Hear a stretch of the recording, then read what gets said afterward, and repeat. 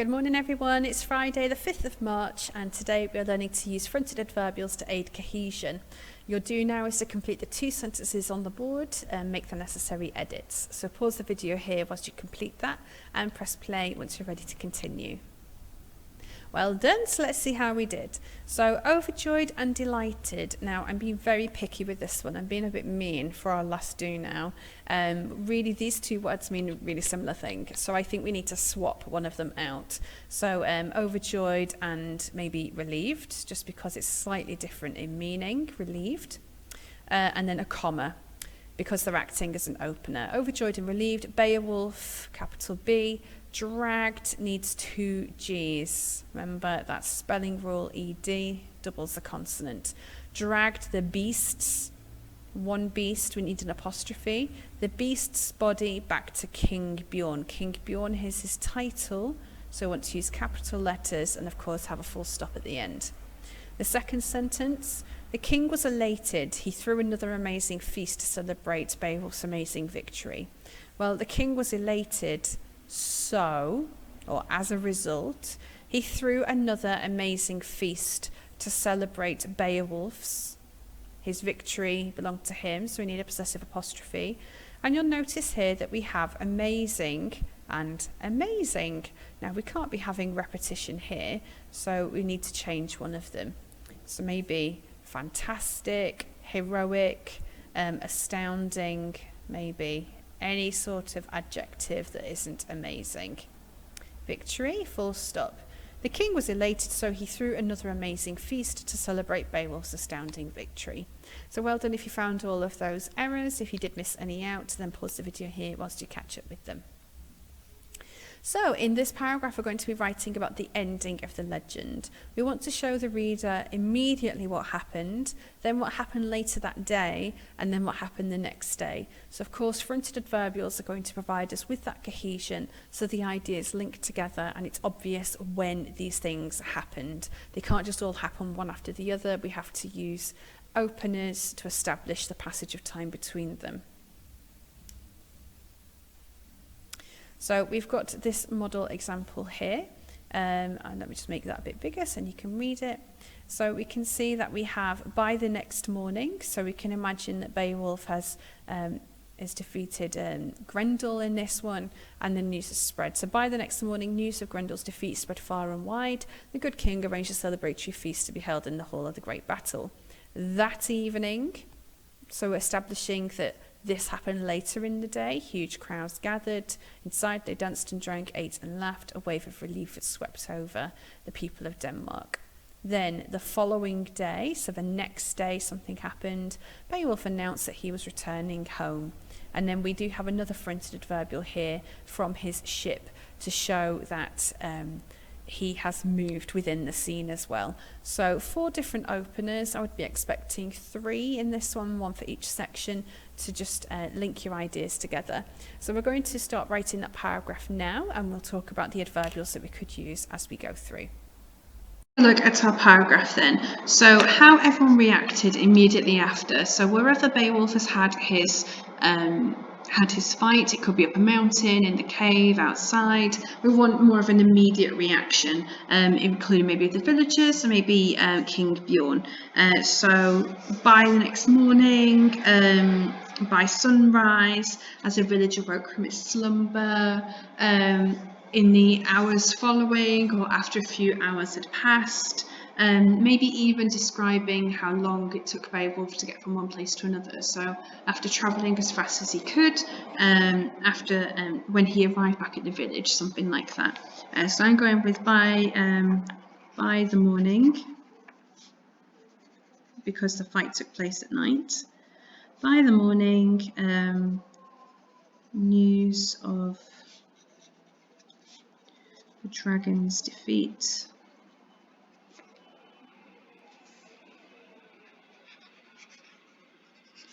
and the consequence of it as well. So imagine how the villagers would feel in that village. What would they be doing? Okay, so they could be crying out Beowulf's name. Maybe they might come out of the houses and bow to him. Maybe they could cheer him on. They might be sobbing with happiness. So we can use some show not tell here. So by the morning, news of the dragon's defeat had elated the villagers.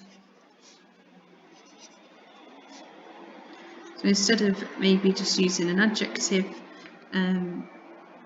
a verb that had elated the villagers and they were delighted, you could use a show not tell.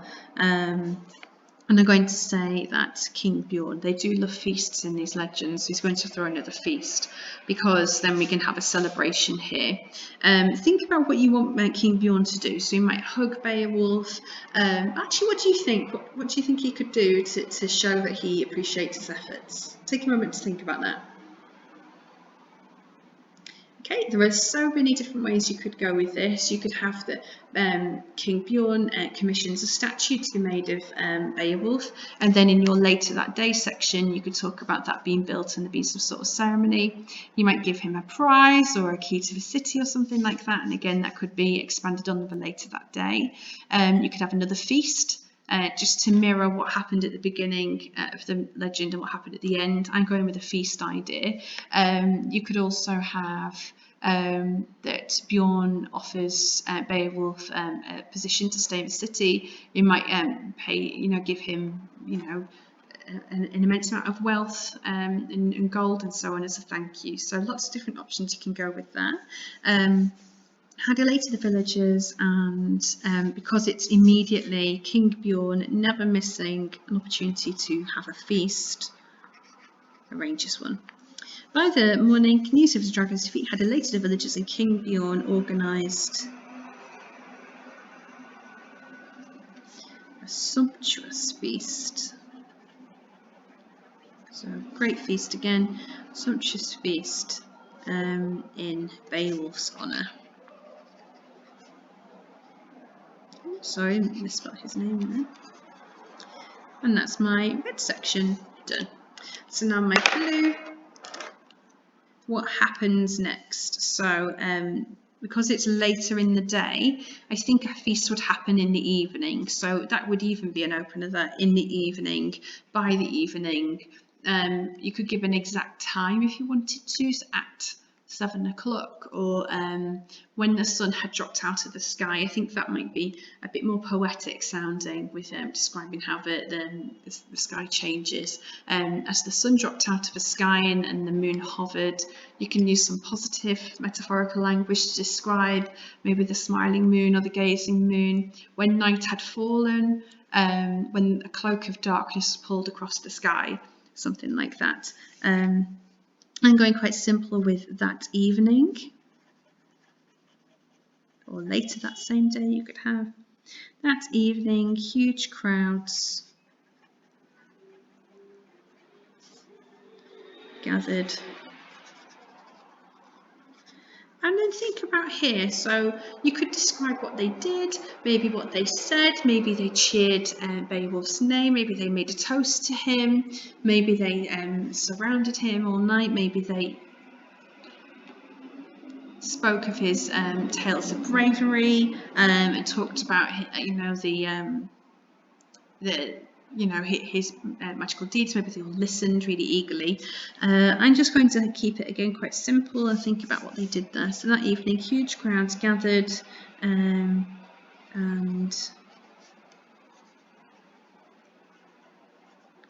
danced and drank.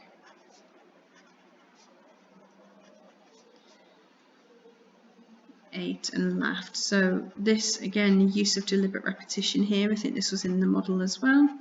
So just describing what they did. Maybe I will talk about how they were entertained by his tale of defeat. So that evening, huge crowds gathered and danced and drank, ate and laughed. They all rejoiced.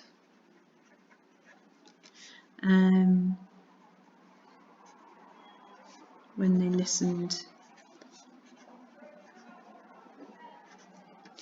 to Beowulf's gripping story of the battle. So just imagine what would happen at that feast. Maybe they're drinking mead, eating lots of food, great music and so on. Maybe there's a feast that the first one should have been before the arrival of Nidhogg. So then we want our next day.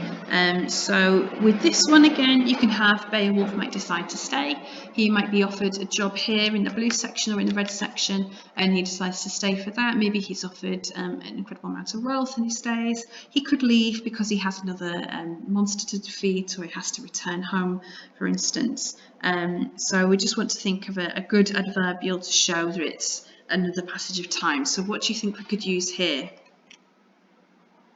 I think keep it quite simple. The next day, the following day, when everyone awoke, when the feast had finished. You could have the feast lasting a couple of days if you really wanted to. So starting with when is a good way to use an adverbial there as well. I'm just going with the following day, again keeping them quite simple.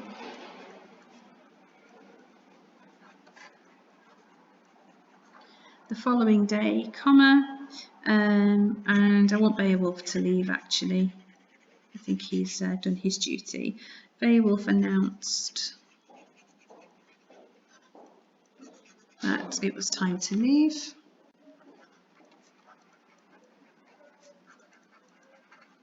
And because Beowulf is in it for the glory, he's not doing it for the money. I want him to refuse any gold. The following day, Beowulf announced that it was time to leave and refused the king's offer of gold. And I'm going to use a comma, and this can get a bit confusing, this sort of sentence. I'm just going to show how I do it. So I'm going to, you'll see, have an ing, which will suggest it's present tense, but it's not because it's acting as an adverbial. He refused the king's offer of gold, insisting that victory was enough. Then that's quite a long sentence, so I want to use a short one now. He returned to his boat so he could journey home, or voyage home, start his voyage home, so he could sail home. You can leave it there if you want to. However, you can also hint at something terrible that is going to happen. So I think in mine, however, or little did he know, however, and then I can use some parentheses here, below the surface, so the detail here, below the surface, something evil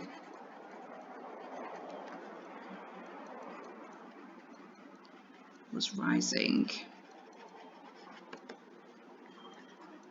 Again, really good old-fashioned Sorry about that, my computer cut out then, but I was just talking about the ellipsis here. So it's up to you if you want to have a cliffhanger where you're hinting that something's going to happen next, or you can fully resolve the legend. It's entirely up to you, it's just your personal choice. It's just if you do know the legend of Beowulf, I've not gone into too much detail about what happens next, but it's not fully resolved with Grendel, let's put it that way, so it's just a bit of a nod to that really. I'm just going to read through my paragraph one more time just to make sure I'm happy with it. So, by the morning, news of the dragon's defeat had elated the villagers, and King Bjorn organised a sumptuous feast in Beowulf's honour. So let me just zoom out there. There we go. That evening, huge crowds gathered and danced, ate and laughed. Oh, that does not sound how I wanted it to sound. Let me read that one more time. That evening, huge crowds gathered and danced and drank, ate and laughed.